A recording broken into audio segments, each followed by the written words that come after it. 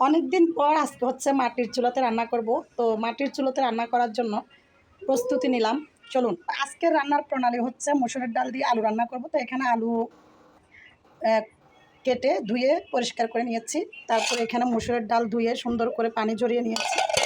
তারপর হচ্ছে এখানে পেঁয়াজ কুচি, রসুন কুচি রেডি করে রেখেছি। এখানে হচ্ছে টমেটো, ধনিয়া পাতা এবং কাঁচামরিচ কুচি, সেটাও রেডি করে রেখেছি। আর এইখানে হলো গিয়ে হলুদের গুঁড়া, মরিচের গুঁড়া আর প্রয়োজন মতো লবণ।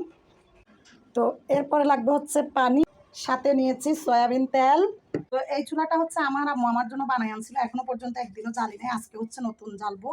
তো এই চুলাটা হচ্ছে এখন বাইরে বের করতে হবে। তো এইদিকে আমার আগেরও একটা চুলা আছে, দেখো এই যে, এটা কিন্তু এক সাইডে ভেঙে গেছে।